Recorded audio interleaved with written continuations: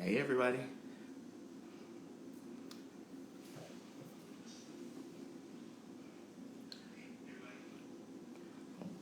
All right. See the people tuned on in.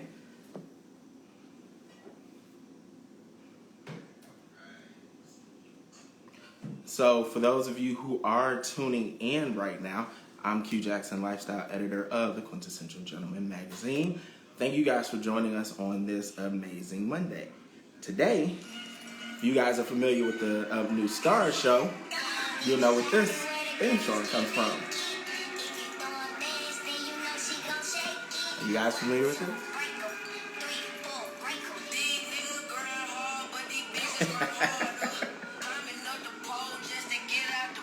Are you guys familiar with P-Valley? If you're not, you need to. Today we are interviewing Nicco Annan. He is Uncle Clifford from the hit Stars show P-Valley. So we're just waiting on him to join us so we can get into this conversation. And just so you guys know, this is a real song. This is Down in the Valley by Juicy Fruit. The song is actually good, though. I need to listen to it. Words are very inspirational, surprisingly.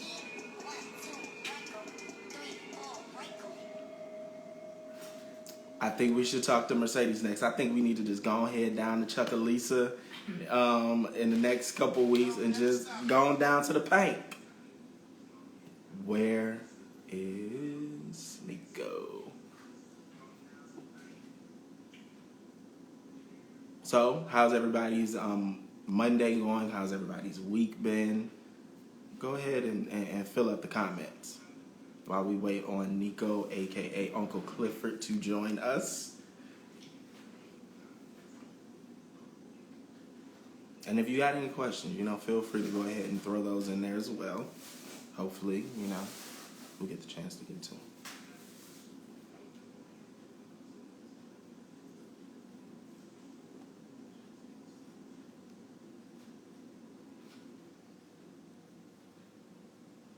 Right. Waiting on P-Valley too. I was a little sad there was no episode last night. But I did watch The Chi. Hopefully you guys are tuned into The Chi. Their season finale was last night, so it was a good one.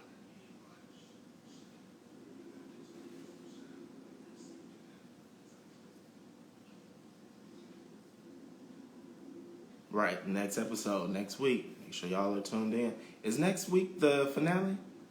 I think next week is the finale, possibly. How have y'all been enjoying the show so far?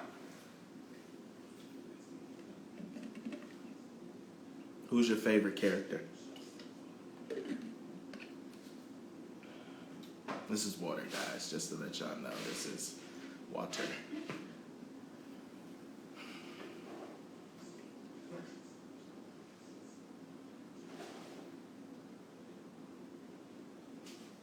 And congrats in advance to them. They got picked up, I think, after like the first or second episode, they got picked up for a second season. So that is awesome. Oh, you like Mercedes. You like LaMarcus. Mercedes and Autumn. Yeah. I'm going to go with Uncle Clifford. Not just because he is who we're interviewing tonight. I definitely love him. I love Mercedes, her drive. My least favorite character, I'm going to have to go with her mama. Yeah, Mercedes' mama. No.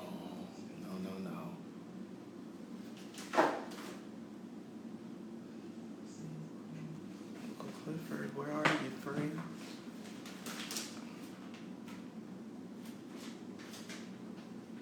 Oh, and I don't like the mayor. The mayor, Chuckalisa.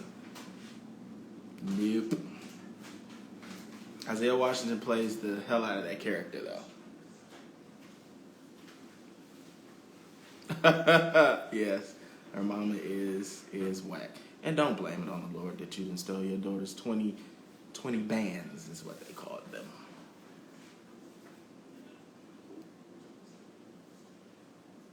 Can somebody call Uncle Clifford? Tell him we waiting on him.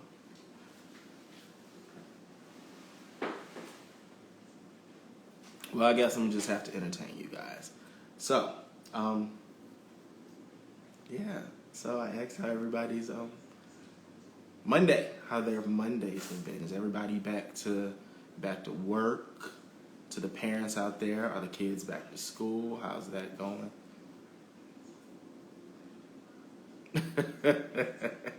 You know, I think she got enough. Mercedes should have put some more work on it. I mean, her mother ended up in jail for 9 days until Uncle Clifford came and, you know, Uncle Clifford came and bailed her out. So, you know, I think she had a little time to think in there. Where am I? I am in Atlanta. No, I don't have any kids. No, I am not back at work. But, you know, I have a lot of nieces and nephews who have gone back to work. And their parents are talking about that online school. And it is a trip. Because just imagine your 70-year-old teacher who now has to get up and do a Zoom class of, 20 kids every day.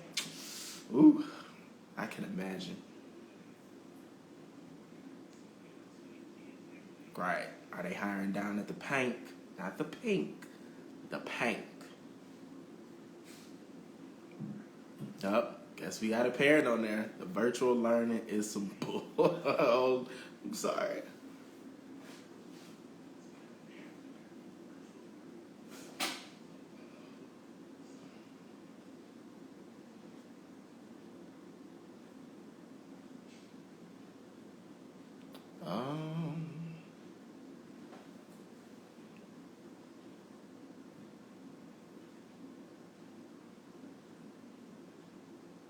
We are looking for.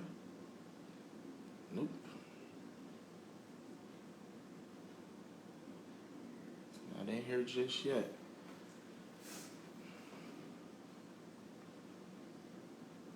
Guys, hit Nicco for me. But to everybody who is tuning in, again, we appreciate you for tuning in. Thank you guys for not only supporting this live tonight, but supporting the Quintessential Gentleman and continuously supporting everything that, you know, not only myself, but, you know, the amazing team that we have, supporting everything that we've been doing. You know, nobody can win without an amazing team. Shout out to Eric. Shout out to Dane. Shout out to Justin. Shout out to Aaron. Shout out to everybody who has put the hard work into, especially you, Eric. We love you. But put the hard work into making sure we show positive images of our beautiful black men. Beautiful black and brown men. All right. I think I see Nicco. There we go.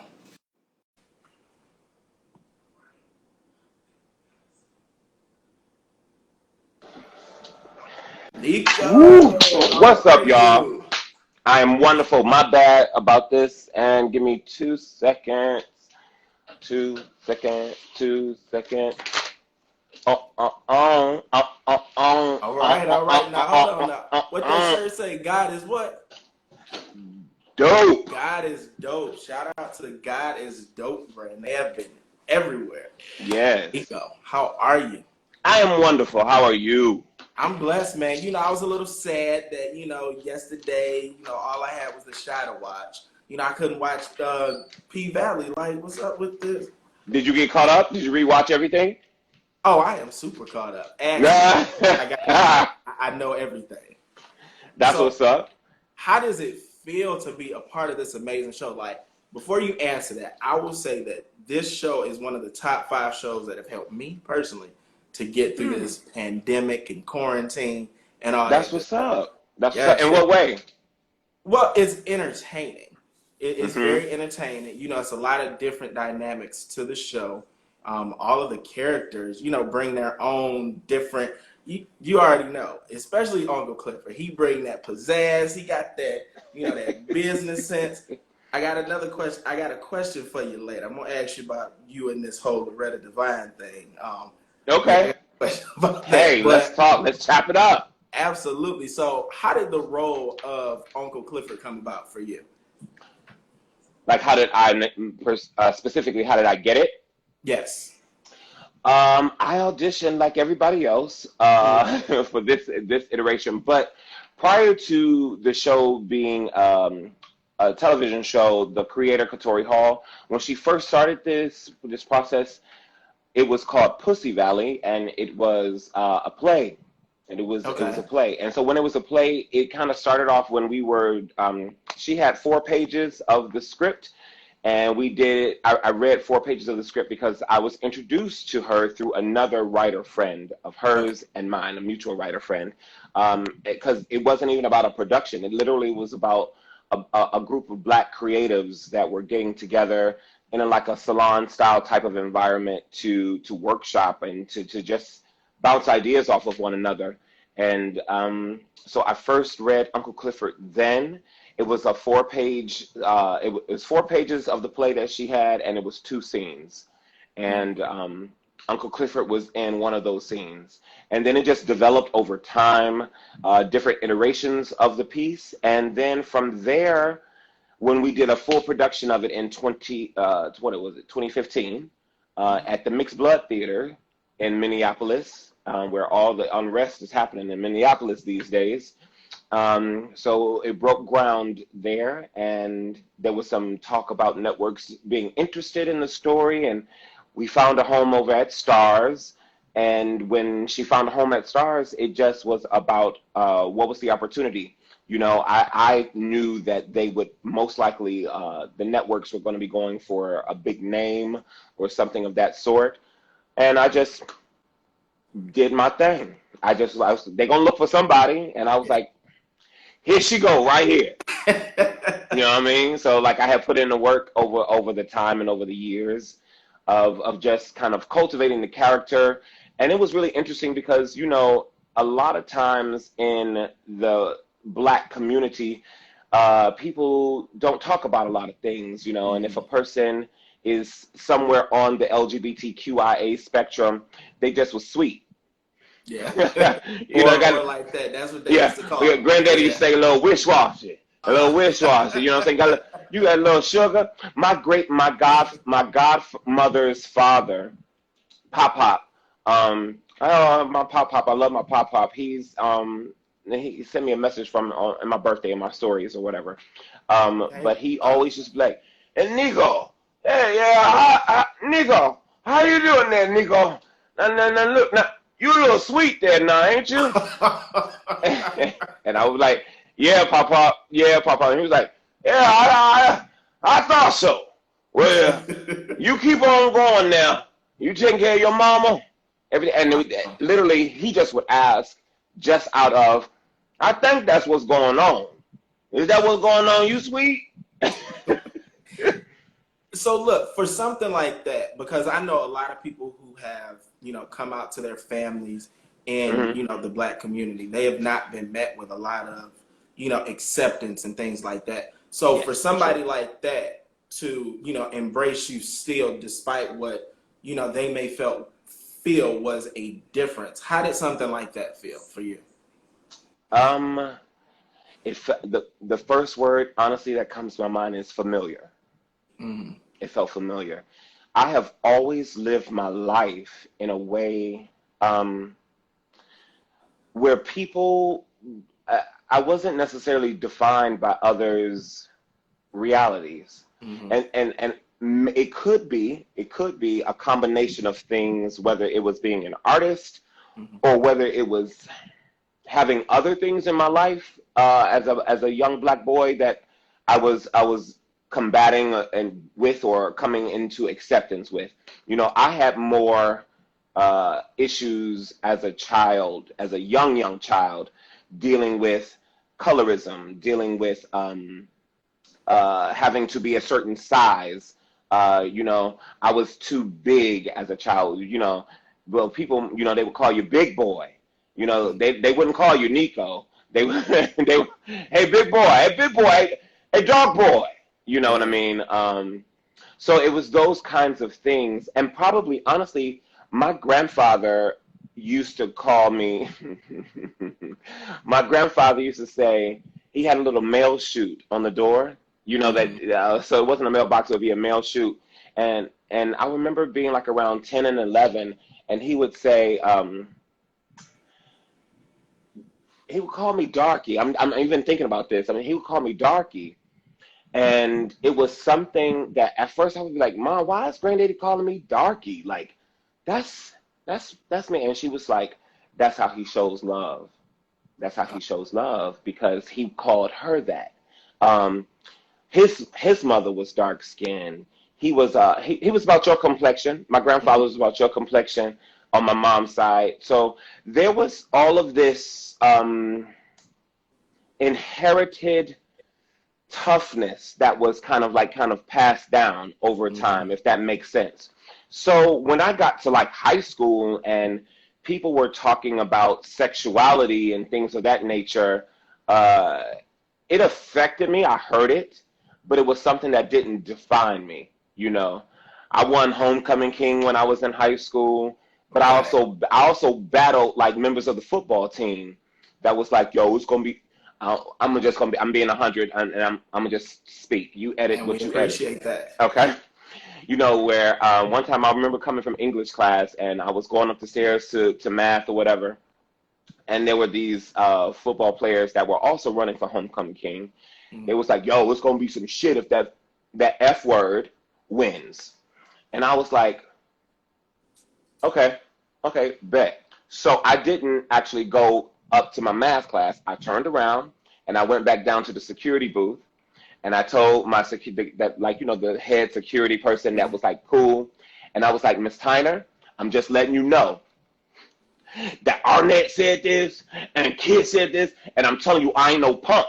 I'm telling you it's gonna go down. So I don't want to get suspended. I don't want to get kicked out for nothing that's crazy. Blah blah blah blah. Long story short, homecoming comes. I win, but I actually got escorted out of homecoming The because it was too much. crowd hit it. Yeah, because the crowd was going crazy. I'm in Detroit, you know what I'm saying? So you hear you, All right, Midwest. Shout out to yeah. Midwest. So you hearing like all this rumbling going on in the middle of homecoming, and I had this moment. I was like, oh my God, this is what Whitney felt like in The Bodyguard. Because they were like, Nico, we were gonna have to ask you to leave. And I was like, ask me to leave? What are you talking about? We're trying to take the pictures, you know, like with the court. It was the homecoming king, the homecoming queen, and then, you know, and I was like, the two dudes that was like teasing me and like really coming down and caused all this ruckus, they get to stay, but I had to leave. That was their answer. That was their answer at that time. Hey, I won. I was vindicated. It was all clear. And I was like, bro, you ain't even came in second place. You wasn't even running up. Damn. And then a running. Yeah, but that's okay. That was okay. Those are things, those adversities that I went through when I was younger. Those were the things that kind of shaped me. Those were Mm-hmm. things that got me ready that they just built up a thicker skin, in short. So So, so that is amazing. But being from a city like Detroit, like mhm. what kind of values, aside from what you just told us, do you feel was instilled in you, Nico, as the man that stands before us today? Being from Detroit, what did it teach me? Taught me how to fight. Oh, yeah, we getting it in like that in Detroit. Yeah, it taught me how to fight, not just with these hands, but like with my art. You know what I'm Okay. saying? It taught me how to fight with my art. It taught me how to fight with my mind. It taught me how, like, if this is a truth that you're walking in, and I'm not even talking about identity. It was more so about you're going to be an artist. Because in Detroit, everybody was supposed to be in the automotive industry. You know, Mm-hmm. my dad he was a president of a tubular tech company that worked with Ford. He was a working man. He built himself literally up from working on the Mm-hmm. floorman of the plant, you know, and worked his way up. He was like, Nico, you're good with numbers. You love math. Computers is the way. That's the wave of the future. I grew up working in a car wash, you know what I'm saying, on 7 Mile and Van Dyke. So, like, when you see me at the car wash or when you see Uncle Clifford at the car wash, in P Valley. That's a whole. It was like, yo, this is my element. This old school. Cause I used to have that wire brush, you know, they get the white walls, like Yeah. let's tap Yeah. tap, you know, and then getting in the vacuum and stuff like that. So it was. I say fight. It taught me how to fight because you couldn't walk down the streets necessarily with a certain openness. Like I could not have been an Uncle Clifford, been so open and brave as she is when I was 16 and 17. But there were people who were, you know, Yeah. And also like my teasing and that rearing and building up a skin. Be clear, that did not come from just straight men. That did not come from just women. I had a group. There was a group of gay brothers. There was 3 of them that when I was a freshman, because I was tall and I was big, like they thought that I was older. There was a time that they chased me. They chased a brother and it was like, you better give me your number. Nick, we're playing. Give me your number. And I was like, no, I don't want it. You can't.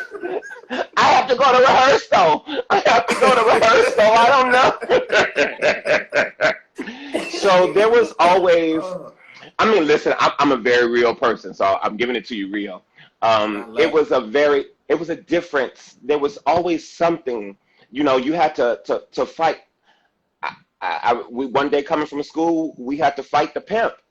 We had to fight the pimp because there was a woman, she was a sex worker, and she was sitting across the street from the bus stop from us, and she was a big girl, and she was sitting there, and it was hot. It was hot. So she was sitting on that porch, and the legs was open, her girl was getting a little air, right? So she's sitting there. Box had to get some air. And so, like, some of the kids around the bus stop, like, they was teasing her or whatever, and like, here I go. I'm coming from school, coming from rehearsal. I stopped at the corner store, got some pizza. This sounds like a story from The Chi, right? Like The Chi meets Detroit. Right, exactly. So I'm standing at the bus stop, not sucking on a lollipop. I'm eating a slice of pizza. So I'm eating a slice of pizza or whatever, and they talking about it or whatever. And I was like, I must have said something like, yeah, or chimed in. She took that as the opportunity. She was like, you talking smack? I see you over there, big boy. I see you. I'm going to get you. My pimp going to get y'all. Oh. We was like, oh, whatever. Laughing like, you know, the adult lady, you know, now she's going to get a pimp. But lo and behold, not even 5 minutes later, bruh man was coming down the road with his red suit, that hat, and a little limp, talking about son, yo, blood, you hear me? And he had his hand on the side like he had his piece. And we was like, oh shit. Like, we got to go. This is real. It could go down like, you know, we know that we are not invincible from bullets. And literally we walked all the way downtown and we waiting for the bus to come, like trying to catch the next bus stop, like to catch the bus to go away. We wound up running into my grandmother's old department store. She was working at Mary Ann's downtown, which was across the street. Yeah, from Hudson's, J.L. Hudson's, in downtown Detroit at that time. And we hid in Mary Ann's. All 4 of us hid in Mary Ann's. This really does sound like an episode of The Chi. I have to call Lena Waithe. And I was about to say, you should start grabbing your pen and paper after this and start writing this down. Oh, listen, it's already done. You know, so those who don't know, there is an actual short film that I did called Brown Sugar that is about the whole Homecoming King story and all of that. People think that this is like, oh, like the flash in a bucket, like you just came out of nowhere. I have been doing this for a very, very, very long time, even to the point where people weren't casting me because at the time maybe Broadway or Hollywood did not have room for roles for people like me, for people like Uncle Clifford, and for that representation as Black male bodies to be represented on the spectrum of the LGBT community. And now there is room. Now people are ready for those truths and for us to expand just our conversation, you know. Black people, we are not just a monolith. We are many, many, many different things. So yes. it's already in the works. Now, having a role like an Uncle Clifford, do you feel any pressure to prove anything to anybody? Because you just said there were not a lot of roles for characters like Uncle Clifford in the past. Do you feel any pressure to, you know, prove anything? No. And what no. One of the reasons I feel that probably is because of that upbringing, Yeah. that having that fight instilled in me. It's not I don't think about proof. I think about allowing people in. When people ask me, like, what is the difference between the play version of P Valley and the TV show, my answer is intimacy. Mm. And I say intimacy because I don't have, when I play Uncle Clifford on stage, it's the same trap music. So you like, it's a party, it's a party, it's Yeah. a party. Like that's going, you're seeing live dancers in the theater spinning and flying around the poles. They're doing monologues while they're on the pole. They're mic'd and it's amazing. And you're like, what's happening? What's happening? Like there would be times where folks would be, if there was a fight that broke out in the play, they would be going crazy in the theater because there would be folks up in there that really thought that they was in the club or forgot that they were in a play. Mm-hmm. So you had to vocally and emotionally cut through the space with all of that and still, as the artist, maintain the control of the room. And with Uncle Clifford at the time, like being the MC and the madam of it all, there's a lot that just you had to kind of navigate that you don't have to do on a TV show because the camera is here and the camera allows for the intimacy between what's really going on inside of Uncle Clifford for you guys to feel that. And then you also get to go outside of the club. So it's a more intimate experience. You get to go home with Uncle Clifford. You get to meet her grandmother, grandmother, you know what I'm saying? Now look, And all now that. I'm glad you said that. Now Hmm. Loretta Devine can't be no more than 65 years old. Okay. Uncle Clifford, what, can't be no more than about, I'm sorry, Grandma can't be no more than probably about 65. Uncle Okay. Clifford, what is he like, 30, 32, 33, something like that? How did Loretta Devine jump Mm. from mama and everything to grandma? That is so funny. I love that you say that. Are you black? Absolutely. Oh, Okay, so never mind. You know there what? you Never go. mind. I already There gave you you. I've go. been So, with mama for 20 years. there you go. I First of all, got I you. had to let you know that because you remember it don't crack. Okay? It Because doesn't. bless your heart, this is not 32. Do you know what I'm saying? So, Okay. I would ask, but I don't want to be rude. Now, no, you don't have to be. Why you how got to is be Uncle rude? Clifford? Well, don't be rude. That ain't rude. I Listen, mean, if I done some people don't survived all really these care. years, I'm good. No, the Uncle Clifford is actually 38. 38. Okay. Yeah, Uncle Clifford is 38. Yeah, Okay. so there's that the generational gap that does happen between Uncle Clifford's mom and then you're meeting her grandmother. Grandma. Yeah. I love that episode. There was some things she said in there. I'm like, whoa, okay, grandma. But then I love the part at the end with Lil Murder, kind of, made sure Hmm. grandma was good, gave grandma a little, smoke. And I saw Uncle Clifford over there looking, smiling like, oh yeah, Lil Murder is a keeper. Yeah. I So, think that was such a special moment because you asked the question even earlier of like, what were the things that you had to fight through and acceptance and all of those things. And there are people that have that journey. There are people that have a more tumultuous journey, and that journey is to be respected as well. That is it is real. It is a very real thing, just like the things that Uncle Clifford is saying about, especially being in the South. Where are people like Little Murder and Uncle Clifford? Where are they going to go? Where are they going to go? Little Murder could go many different places in the South mm, and not be clocked. But Uncle Clifford is living in her truth. This is not a game. This is not drag. This is not for show. This is literally how this person chooses to express herself. Even by going by the female pronouns, the she and her pronouns. For a lot of people, I always think this is how Nicco kind of categorizes it. I think that Black people have not always been afforded the luxury of identity mm, because so much has been taken and ripped apart from the very, very, very beginning. So for me, my grandfather, Nicco's grandfather, mm. and my godmother's father were not Pop pop. thinking, Pop Pop was not Yeah. thinking about okay, well, you're gay. It was like, all right, great. But before you get to this gay thing, okay, you sweet, that's cool. But you a man, ain't you? Ain't you? You got you don't have to you gonna stand up, you're gonna have to do a couple of things. You're gonna have to there were other things that they were trying to instill in me as a child. My grandmother literally saw me playing in the garden in the backyard with my grandfather. And she told my grandmother told me this story. This is how because I never had like a coming out, Nicco. I never had a coming out moment or anything like that. To be like, oh, are you gay? She literally, I was actually talking to my boyfriend at the time, Mm. But I mean, I was just talking regular stuff. We was like, yo, she did what? Da-da-da-da, like, oh, yo, the party's about to be lit. Like, it was regular conversation. It wasn't nothing. And she literally called me to the front room because I was over there. You have to go and you dust your grandmama's house and under the table, and you had to dust the chandelier and the china cabinet and With all that the stuff. linen pledge. Where Yeah. you from?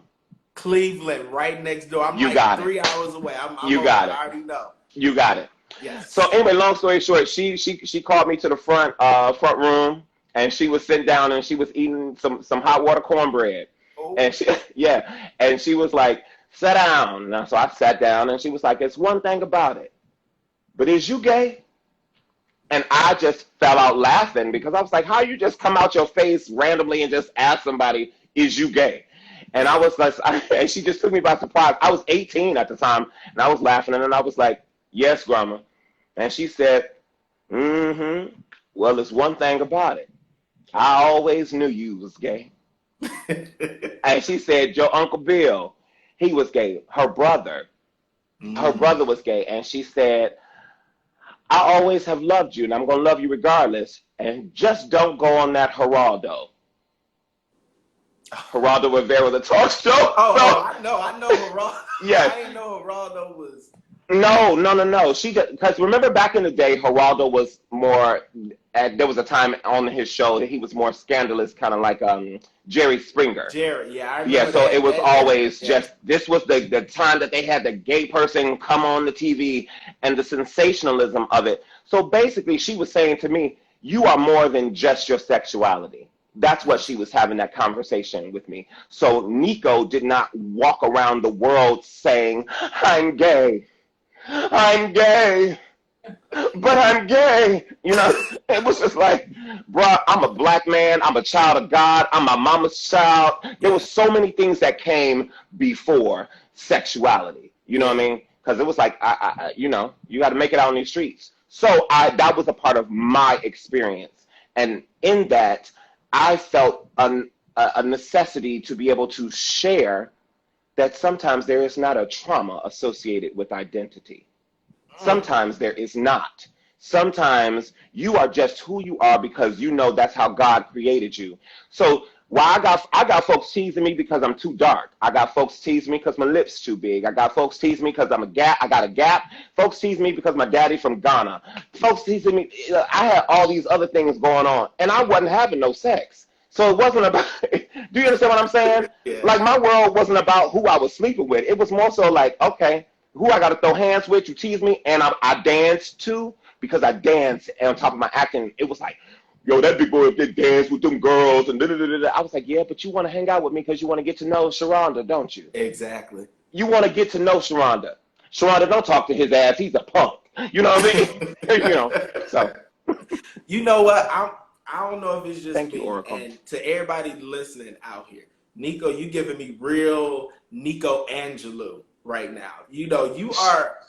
I'm Shut up, telling you, Nicco like, Angelou. I'm seeing the similarities between you and Uncle Clifford. Uncle Clifford is in the paint, giving the girls, lessons and inspiration and stuff like that. And the things that you're sharing with us, like, wow. Oh, is it too much? It's too much? No, it is. I'm telling you, it's hitting me. Hold up, my heart right here. It's hitting me right there in my heart. So, what other similarities are there between you and Uncle Clifford? I think the most similar or we are most similar in the love, in the care and compassion. I used to teach. I used to teach high school, and I think also from choreographing and directing, like choreographing a whole like ballet with 40 dancers, there's a sense of organization that you get in your head, and how you can see this piece and this piece, all the different components of it. So as a choreographer and as a director, there's a sense of what is the story that we're telling, how do we keep this and maintain this. So I feel like those attributes kind of bleed over into Uncle Clifford's world, because Uncle Clifford is very much so like a mother hen, and making sure that everybody's good. Like, you're going to do it right, but making sure that everybody is together. And so that's a way that we are most similar. And also being a dancer, because Uncle Clifford is a dancer as well. That's how, because the Pank used to be a shake joint. Yes. It used Owned to by be a grandma. shake They joint. got him in debt back then. That's why Uncle Clifford owed that 55,000, however many dollars. Yeah. And about to be auctioned off in 2 weeks. Yeah, I mean, well, my grandmother, she took out all these loans. So she had the payday loans, and anybody who has done a payday loan, that could be like hell to get out of. So she did the payday loan after payday loan, and then the refinance loan that she had, and so she had all of this debt that she had acquired herself. And then because of her diabetes, that's what she's saying, and that's how she's blind and losing her sight over the years. Her grandson had to come in and take over, and so there was Uncle Clifford. And then, well, I can't do no juke joint. Let's turn it to a shake joint. You know what I mean? And you'll get to see, even in the design of the club, prior to it being a juke joint, it was a cotton mill. Her grandfather, it was a cotton mill. That's why, like, the windows are so high. It has an industrial feel to it as well. So this was a place. There was a time actually going to and we were shooting. I was like, it's $55,000. I mean, that's a lot of money, but why do I feel so much pressure? Like, I feel like as Uncle Clifford, there was so much weight on me that I felt like, to get this right, to be responsible for so many people's lives, their work. But it went beyond just the people in the club. It went back into the blood that was in the soil, that I knew that was in the building. This was something that was passed down from my great-great-grandfather, from it being a cotton mill to being a speakeasy or a nightclub, juke joint, to now. That's why in Uncle Clifford's office, you see the jukebox. You see all of the records around. You will always see in the art design on the show, there's little homage. There's pieces of homage to the past, because Uncle Clifford holds on to the past for reasons that you will discover in season 2. How many episodes do we have in this season? I need you to not ask that question with a little bit of attitude in your voice, because your neck went back and your shoulder. That's not my fault. That's not. I was already in my feelings because we didn't get one yesterday. But I need something to look forward to, as our good shows are. Series finales, season finales are coming up. Well, with that, I will say it is important for us, Black people, to show up. It is important that we show up, and not only do that, but show out, and meaning make sure that these networks know how much we love and support our stories being told, and especially being told at an elevated echelon. It's important that ain't nobody just throwing y'all something from the sizzler. You know what I'm saying? You got a good Amy Roof's little cooking going on up in here that simmered this down, and then combine that over here with some Sylvia's greens and some black eyed peas over here that's been you know what I'm saying? You got a full old plate. We got a full plate of conversations, of topics and storylines that we as a community can relate to. And then you take it back, and then you talk about Southern culture, and how that includes not only just Black Southern culture, but Latin Southern culture, Asian Southern culture, the economically challenged white Southern culture. You know what I'm saying? Gidget is up in a trailer park. You know. Yes. So it's talking about different kinds of stories. Everybody ain't always in the high castle with all the good stuff. But what I love, and I'm gonna say this, and I'm gonna shut up. Even though you ain't got no money, you still gonna look good. Oh yeah, never look You still like your gonna look good. situation. That's right. This one woman was asking in the comments one day, she was like, oh, I love the little, what does she call it? The balloon bags. The balloon bags, Uncle Clifford's and the little ball purses that Mm-hmm. Uncle Clifford has. And she was like, that looks like some, and she named some designers or whatever. And she was like, well, who is it? And I said, that's from the beauty supply. Do you understand what I'm saying? Just because I know, like my people shop at the Ross and go make it look good. You know, Maya Yes. takes up in there and go add a little extra stitch to it. You know, you're gonna put that brooch on or something. That whole Gone with the Wind thing, that get up, that's all repurposed. Take this, do that. Just like Cameo, the senior group Cameo, they was wearing cups on top of the jeans. Make it look fly. These are old pair of Levi's, but you throw your athletic cup on and spray painted red and say, ow, candy. So So, you know what's up. So look, I have a question. So you talked about the pank mhm, being the shake joint, the juke joint, the cotton mill. So it's something that was passed down from generation to generation. So yes. in that last episode, was it episode 6? Episode Um, 6. Yeah, the Legacy. conversation, pretty much centered around generational wealth or generational, things that we can pass down through generations. How important do you feel conversations like that is in our community? It's extremely important. I feel like that's part of the rut that we are in now. You know, people are just now starting to talk about it. I think it's Mm-hmm. something that's very interesting because I find even in the education system, you go, you have all these math classes, right? Mm-hmm. But it's not required that you actually take accounting. It was only for me in high school. It was only because my freshman and sophomore year I was a computer programming major, and that was because I was good in math. I told you, and my dad was like, computers are the future. You can't do performing arts. Like you can always sing. Can you sing? He said, sing something. And I was like, okay, Dad. And I thought he just wanted like a little show. So I sang a little, maybe give a little Anita Baker or Lana That's Richie or something good. like that. And he was like, see, you can sing. Now, balance this. And he threw a bill at me. And I was like, well, I don't know. And he's like, that's why you got to be in computer programming. Trying to make sure you do everything you needed to know. Yeah. And so it's interesting that I feel like as in our education system, we are not teaching children the practical lessons with math, with money, and what that means. It should not necessarily be an option if you are in a specific major or curriculum or something like that.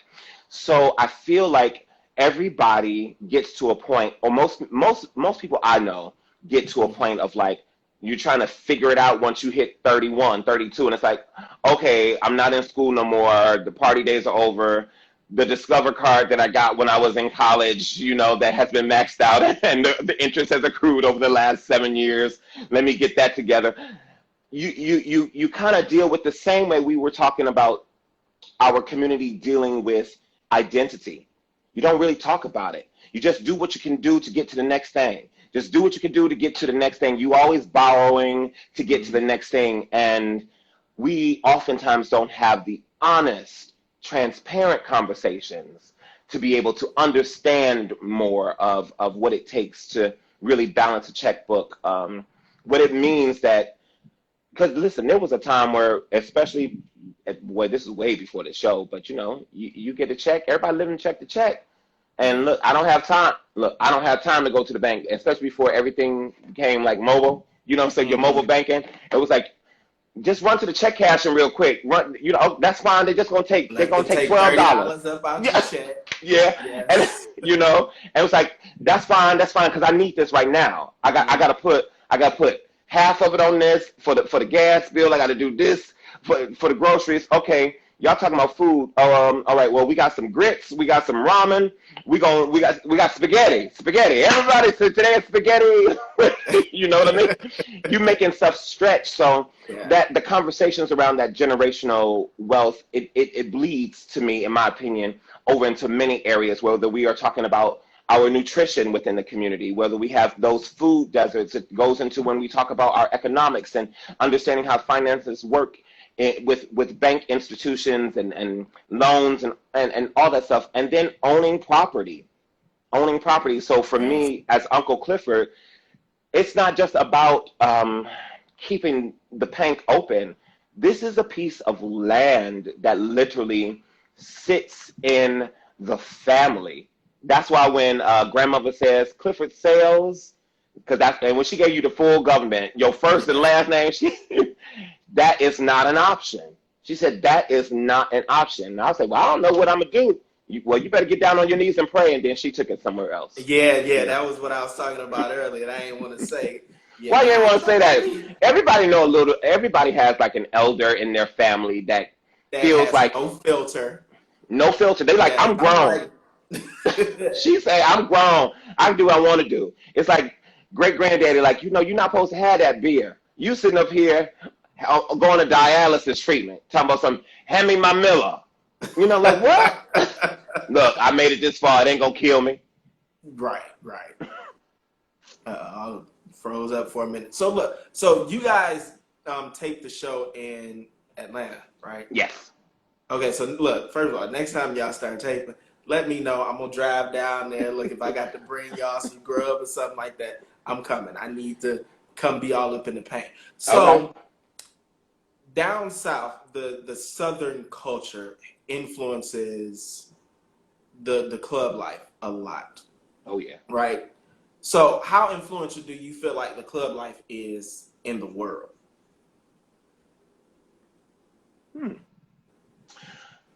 Well, listen, I don't think about my answer to that is not necessarily about the club life, but about Black culture specifically. Yes. Everybody want to be us. Yes. Everybody want to be Black without the burden. And they want to rock the fashions, they want to pump up the lips, they want to, use the lingo, but not have to deal with what it's like when the cops look at you a certain way. I was raised when I was learning to drive. You never wear your do-rag. The music can't be over a certain volume, and always roll down the windows and hands at 10 and 2 when you see the police. Those were things that my father taught me before I learned about making a U-turn or a 3-point turn. It was those things. So like when the waves was really like seasick, up here, I mean, they don't do like they used to do. I'm holding on. But when the waves was real seasick, and you had your do-rag on, like when you get that fresh line, he was like, Nicco, you can't do that. And you're not get out the car. Get out the car. But that was him teaching me how to survive. You know what I'm saying? I think that like, in my case, my family was more concerned about how do you live? I need you to stay alive. It's great that you want to do all of these things, but God forbid somebody takes you out. God forbid somebody thinks that you somebody else. Everybody don't know that you are nice, that you are fun, that you are warm, Nicco. They look at you, you 6'2", you dark as night. They think that you about to come and do something. They're going to accuse you before they accuse your best friend over here that may be looking like Corbin. You know what I'm saying? So those were just real realities that I dealt with growing up. And I think that there are a lot of Black people that are dealing with that. I think that the characters in the show, like Mercedes, for example, she has a tough exterior, and we all know sisters that have that tough exterior. And people always jump to that stereotype when they think about our Black queens, and they want to add a neck roll and all this stuff. And I'm like, we are not a caricature. That neck roll and those fingers and that snap or whatever is coming from other things. Coming from most likely a place of hurt. Yes, and exhaustion. Yes. And exhaustion. Like, this neck roll is not out of attitude, it's out of avoidance. Like, miss me with that. No, I don't want to be I never thought about that. So that's where that's coming from. At, one of these Black queens out here, with that neck, I'm gonna understand. Okay. It's about miss me.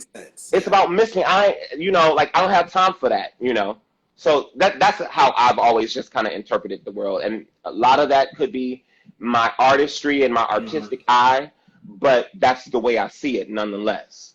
So I see a thing the way it is, and that's how I move. Okay. Yeah. So Uncle Clifford is, let me see, I saw it as, was it non-binary? There you I go. think, I'm trying to Absolutely. get familiar with, it's too many terms out here right now. When I was growing up, it was gay, straight, bisexual, the end, or, Yeah. open, but now there's like 50 different titles, and I'm trying to be, understanding of all of them. And I'm glad that you are doing that because that's all that it's about. Listen, like I said, I've been gay all my life. I didn't know all of the terms all of the times in terms of non-binary. They When I didn't was have growing the up, last year. they didn't. Yeah.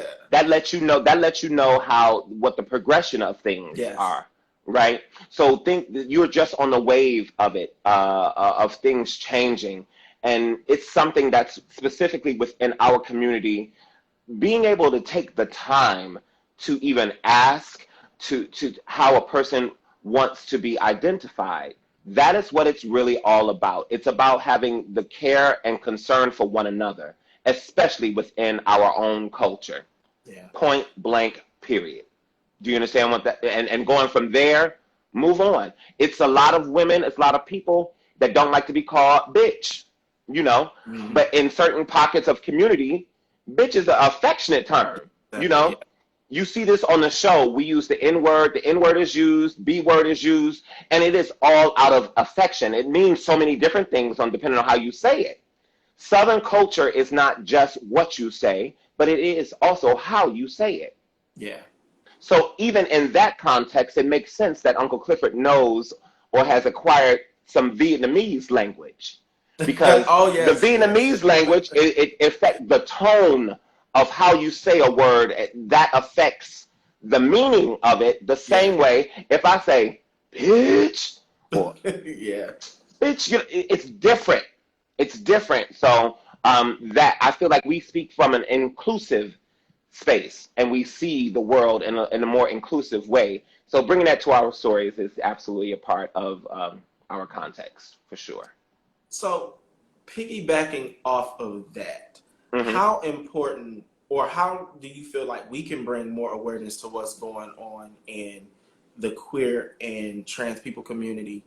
The attacks of queer and trans. Of our trend. Hmm. Yeah, Yeah. how do you feel like we can bring more awareness to that? The first thing I think that can happen is people be honest. I think people be willing to have the conversations. And I think representation matters more than I knew that it Mm. did. And I'm experiencing it now and with this venture. I was aware and knew it before, but I'm feeling it on the different end because I get messages or comments from women that are mothers or grandmothers that are expressing I'm understanding my child more through watching this show. Whether their child was a exotic dancer, whether their child was non-binary, um, just understanding because sometimes, especially in our community, we can be afraid of what we don't know. Yeah. I'm asking people, I'm like, so like when was the last time you been to the strip club? I ain't never been to no strip club before. Well, why you mad at your daughter for being a stripper if you ain't never been to a strip club? Like what you don't even know what it is, but you have Mm. this whole idea. A lot of people didn't even know that there is an economic run in a strip club. You Mm. have to pay your bartenders. You have to pay your DJ. If you don't pay the DJ, you're not getting the good songs when you go up on the stage. You understand what I'm saying?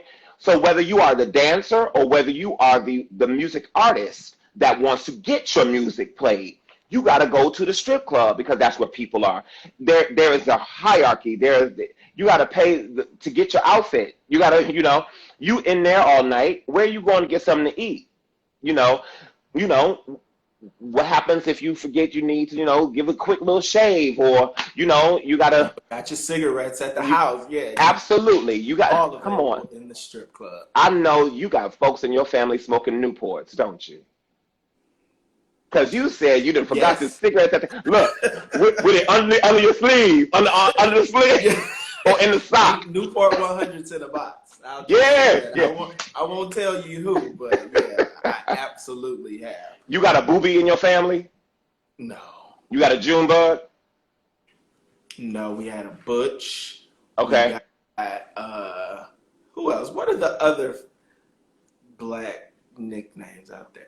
I love What? my cousins. I got a June bug. I got a tiger. I got a bird. I got a queet. Oh, those my cousins. I love my cousins. So like, And those be the um, ride or die cousins, the one with those big. you talk about it. Talk about Yeah. it. Yes, if I Talk can about walk it. up to you in the family and just call you by your regular name, yeah, Yep. chances are I can't trust you. But if you got a nickname, then I know Yeah. if something pop off, then That's you're the one right. I'll call.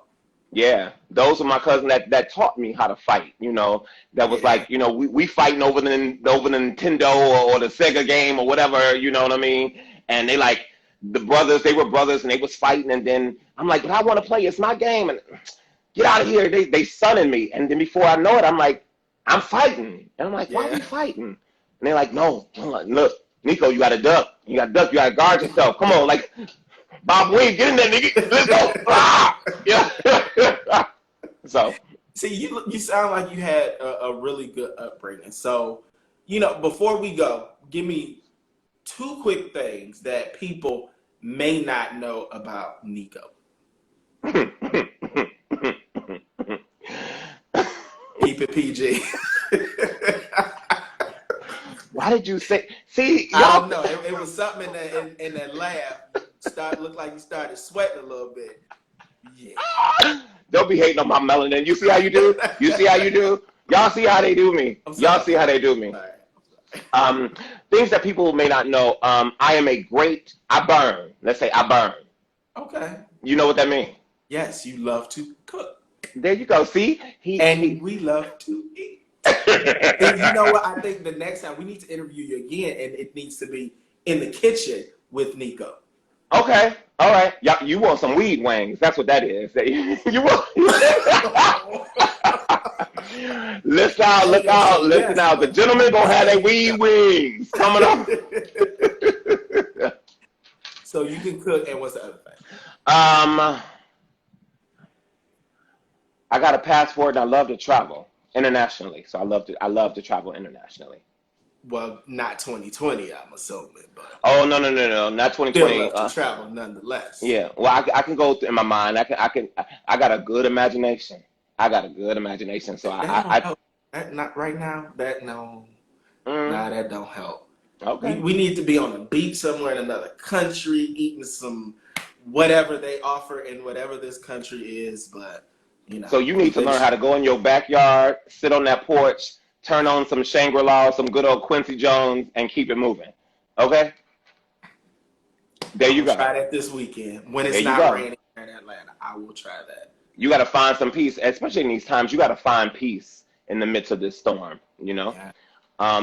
Even last night, when I saw what was going down in in Wisconsin, Wisconsin. Mm. I was like, first of all, I was like, again, what the like I started my blood started to it's just too much Hmm. for me. I went and like my latest post is of these two brothers dancing, these two young brothers dancing. They're doing Memphis juking. It's a juk a dance style that's down south, and from the show, I just love it. And I was just like, yo, these kids, they are finding ways to be resilient and to just express and to process all of these emotions. These kids look like they're just having fun, but I'm like, they're dancing in the park, and someone could think that they're causing mischief, and they're really not. But we have it already within ourselves to encourage ourselves, because that's what our ancestors have been doing from the beginning of time. Do you understand what I'm saying? So You know yeah. what, Nicco? What? It hurts my heart to say this right now. What you got to say? We have 40 seconds left. Well, there's nothing I do in 40 seconds, so bye. I know. No. You know what? I love this. Like, this has been one of the best conversations. So I'll just say, on behalf of myself, the quintessential gentleman, and everybody that loves us, we appreciate you. We'll continue to support you, and hopefully we do this in the kitchen with Nicco soon. We'll All hit your right. people. I'll have my people hit your people, and we'll set that up. There you go. There All you right, go. and I appreciate you. I appreciate you too, brother. See All y'all right, have a later. good one. You Yes. too.